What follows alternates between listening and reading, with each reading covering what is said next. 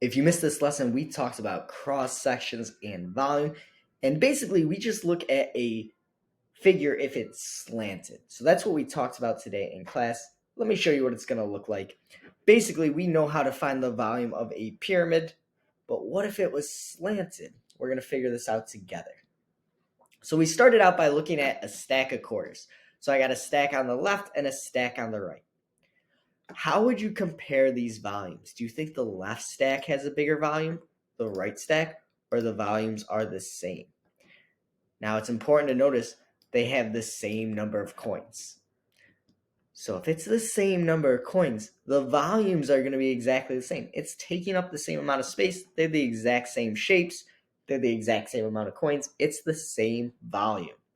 So as long as the base is the same, right? It's a quarter. And as long as the heights are the same, the height and the height, because it's the same amount of quarters, they'll be the same height.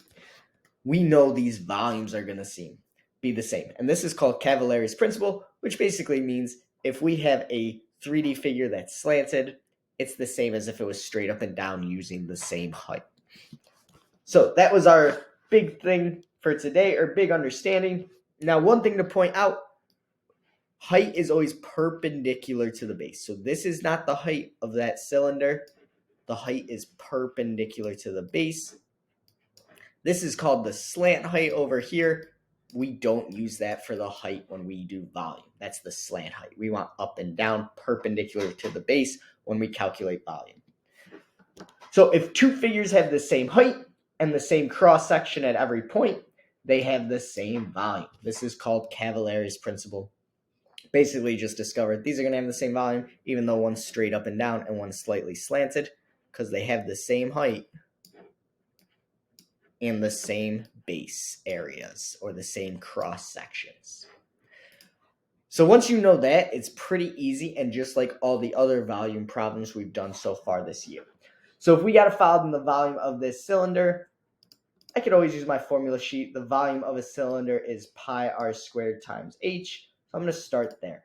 So I know the volume of a cylinder is pi radius squared times height. Now let's think about what we know here. So we're trying to find the volume. Pi is just pi. The radius of this cylinder is 3. I see that. Okay, got the radius. So we got 3 squared times the height. Now, what is the height of this cylinder? Is it 10 or is it 7? It is 7. Remember, it's got to be perpendicular to the base, straight up and down. If I pretend this was a stack of quarters and I straightened it out, it wouldn't be 10 anymore. If I straighten this out over here, it would just go over here, and that height would be 7. So we want the perpendicular to the base is the height. So 3 squared times 7. Let's just quickly calculate this. Volume equals 3 squared is 9. 9 times 7 is 63, so it's 63 pi. It said leave your answers in terms of pi, so we could just leave it right there. 63 pi,